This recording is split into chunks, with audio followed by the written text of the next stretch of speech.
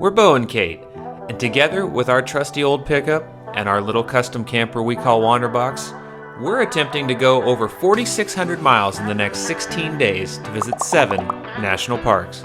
And the best part is, we're bringing you along for the ride. In this 16-day series, we're calling to Banff and Back. Welcome to the Blacktop Nomad.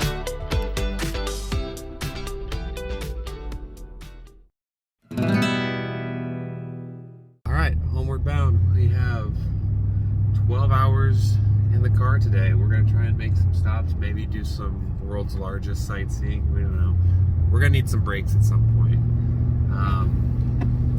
It's going to be a long day in the car, but it's day 16. It's the final day. It's the final stretch. We're going to see how this goes because I don't feel as rested as yesterday. I don't think Caitlin feels as rested. We're just kind of ready for a night in our bed. Never eating cards, all and cheese again. I still feel sick. So, yeah, kind of a rough night. But we're officially on the road, and it's giving us an estimated arrival time. Well, that's just till our first stop, so.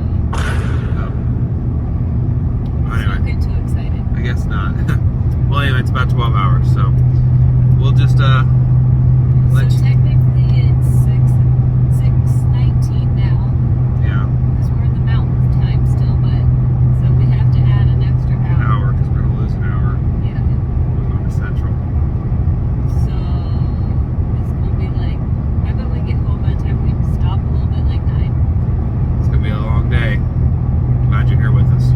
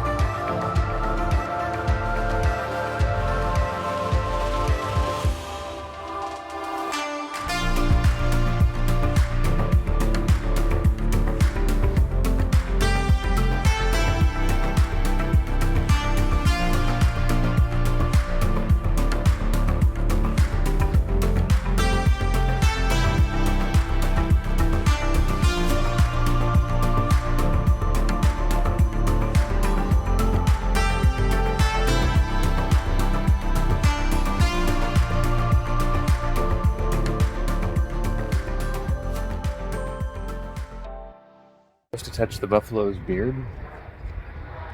So we have done that. Mission accomplished.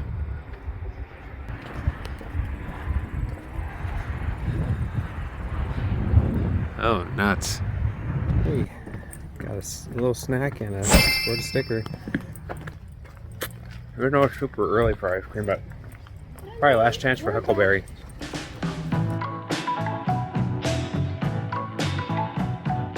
Treat. We've come to the Fargo Visitor Center for the Walk of Fame to Fargo, but there's a VW show going on, and we kind of have a soft spot for old VWs since we used to have one.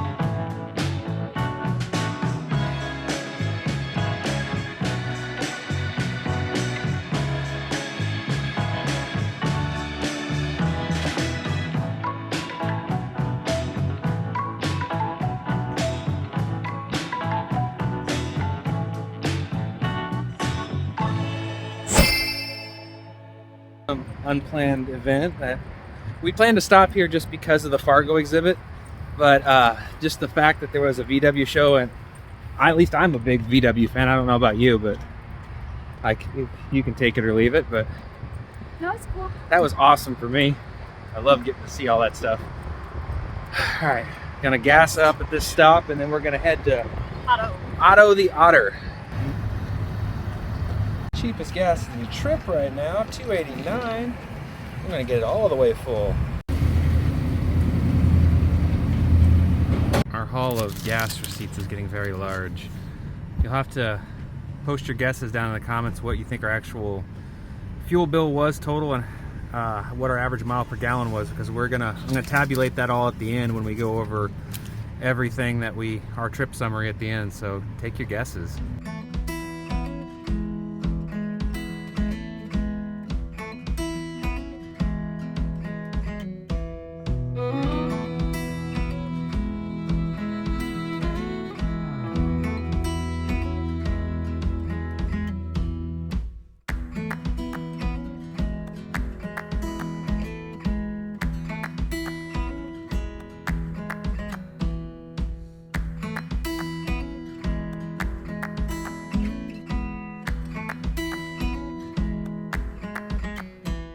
As it kind of coincided, we needed another stop, and we're kind of getting hungry. It's right around dinner time, so we're making a stop. Mall of America. Seems appropriate, I guess, you know.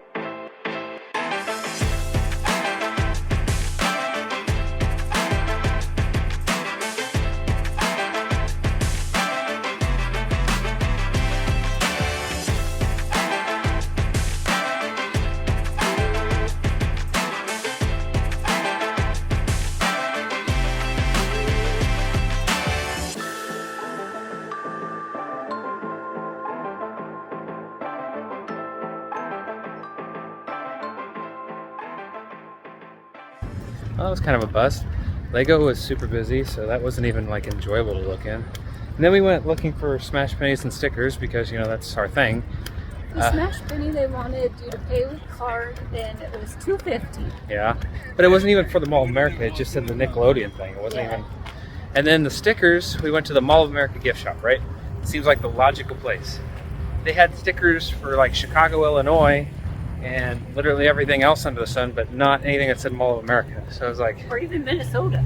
yeah, that was weird. I did see a Minnesota-shaped state sticker, but that didn't really make a lot of sense. Like, Yeah. it's just generic. So we're leaving empty-handed and getting back on the road. We have about 3.5 hours to go to get to our door. That's gonna put us at home after dark. This is gonna be our first time driving after dark this entire trip, so that's gonna suck. I can see our car already, so that's the one good thing.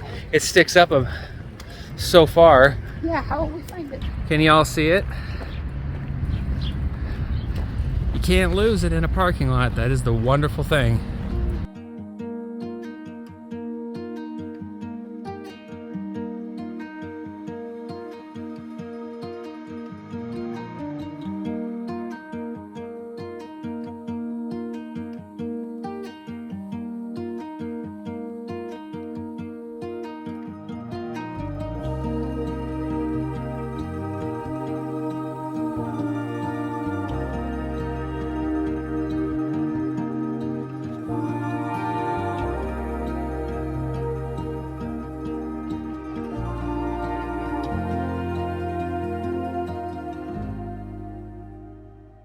All right, we finally made it back. We've got everything unpacked. Things are kind of slowly returning to normal.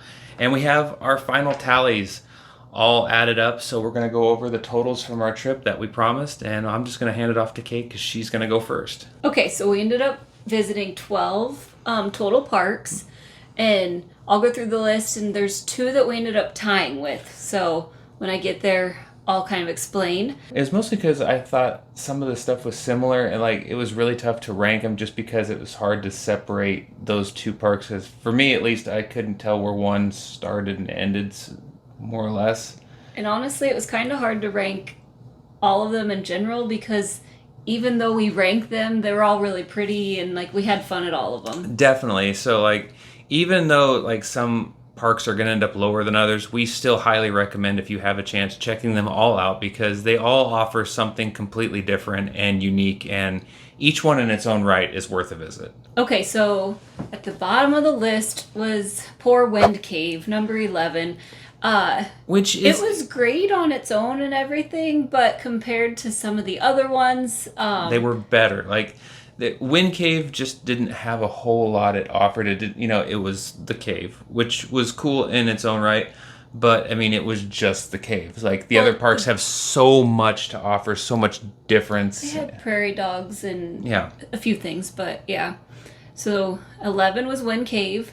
Theodore Roosevelt National Park, we put at 10. Mm-hmm. Again, compared to other things. But my favorite part there was the wild horses. Wild horses was definitely the highlight for that park. But it did feel a little small. It was partially because part of the road was closed. So we didn't get to do the full loop. But we'd already been to the Badlands. And they're similar yet different. But the Badlands seem more expansive than Theodore Roosevelt. So it was a little... hard to put that above that. So since they were similar, we put Badlands at number 9. It's a just kind of unique park. Similar yet different terrain. Mm-hmm. Number 8, we put the Bighorn Mountains. We just enjoyed that area. Was just we saw moose, a fun area, even though it's only nice a national. Drive. Yeah, even though it's only a national forest, sometimes I feel like national forests aren't given enough attention, and Badlands or not Badlands, Bighorn would be one of those areas where I just feel like it can be just as pretty as any national park you visit, depending on where you go. Mm-hmm. So, and then the tie we had was at number 7 with Jasper and Yoho. And part of Jasper is the Columbia ice fields, and I feel like that had to epic. be its own thing, because Jasper, So if just the Columbia ice fields, I would put that a lot higher, but unfortunately Jasper got had the big fire last year, and so some of the stuff we wanted to do was still closed down, and then it was all just kind of burnt, but we still really liked it. And Yoho, it rained the whole time we were there, and so that both areas changed. We didn't really get to explore in a way we would have liked to, so it kind of felt like unjust to leave them too low, but at the same time we didn't really get to experience a lot of it. Yep. Okay, and then that brings us to number 6, which is Yellowstone, and we had 2 days there, and so I felt like that was a good amount of time to see everything. We maybe didn't do a lot of hikes, but we saw quite a bit and saw some cool stuff. The geysers were what did it for me there. I felt like sufficiently, I felt like I'd seen enough in Yellowstone. I mean, it's a busier national park, and there's less areas to get away from crowds. There are some more intensive hikes you can do, but in general, most of the main attractions are centered around hub centers, so there's always going to be a lot of people in that area. So for me, I thought 2 days was sufficient, just because I was ready to get more remote and get away from some crowds after that. But I still enjoyed it. And then at number 5 is Custer State Park in South Dakota, and Custer is kind of broken up into different areas, and so it was fun because I got to see the burros, the wild donkeys, and then there was a cool drive that you can see Mount Rushmore, and then there's the other area, which is kind of the Spires and the Needles Highway. So there's so much going on in Custer. I just feel it's criminally underrated as a state park. I just feel like it offers a lot more than many national park sites, so I think that one it's sometimes overlooked just because of where it's at and the fact it's only a state park. And then at number 4 we have Beartooth Pass, which really is just a drive. There's kind of some national forests within it, like the Shoshone and the Shoshone National Forest, a few others, but it was just really pretty, and we saw some wildlife, and it was pretty enough it was worth putting into the rankings. Yeah, it's definitely worth a drive. Mm-hmm. Okay, and then our top 3 parks were Waterton, that's in Alberta, Canada. Right, just over the border.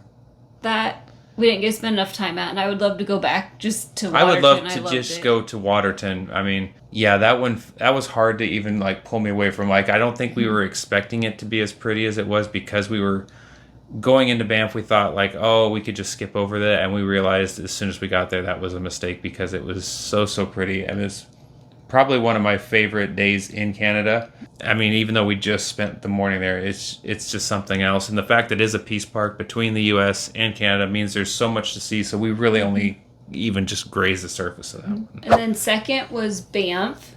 We didn't like Banff the city as much, but Banff is a lot more expansive, and just driving up, part of it is the Columbia Icefields like road to get up that goes up towards Jasper, and that was just like so beautiful. Yeah. So that really, once it stopped raining, finally we could see the mountains. Right. And we enjoyed that. And the day we did, it was just, yeah. It was like, okay, this went a lot higher on the list.